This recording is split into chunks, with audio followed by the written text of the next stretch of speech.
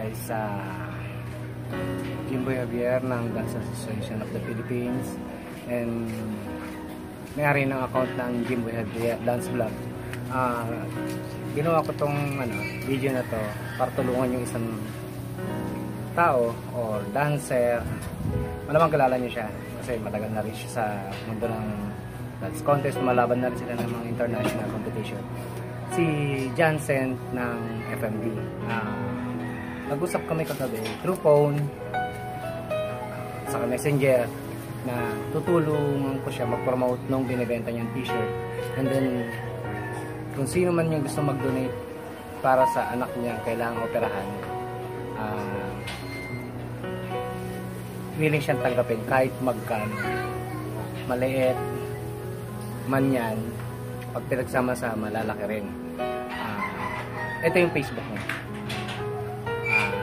Isa pa, may video siya na sinend sa akin na actually nakapost na rin sa iba't ibang Facebook page, Facebook niya mismo, and then sinend niya sa akin para isama ko dito sa video na ginagawa ko.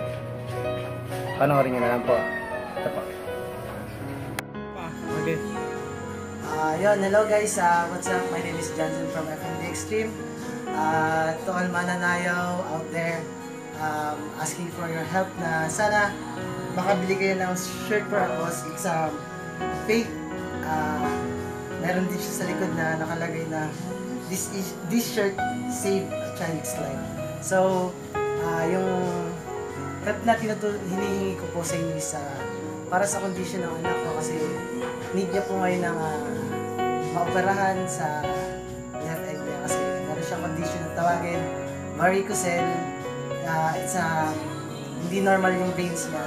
So sa lahat ng gustong tumulong, i-accept po namin yan, piso o kahit magkanong bagay, magkanong presyo bibigyan niyo, tatanggapin ko yan.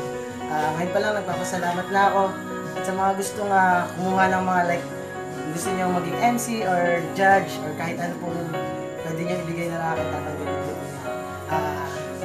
Nagawin ko to para sa anak ko, and syempre gusto kong maayos yung kalagayan niya ngayon. Yan, at God bless sa inyo lahat. Sana matulungan niyo ako. Yan lang po. Ngayon pa lang nagpapasalamat na ako. God bless. Okay guys, napanood nyo na.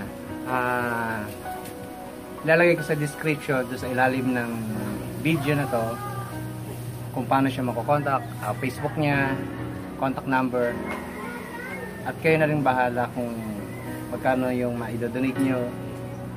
Kahit maliit lang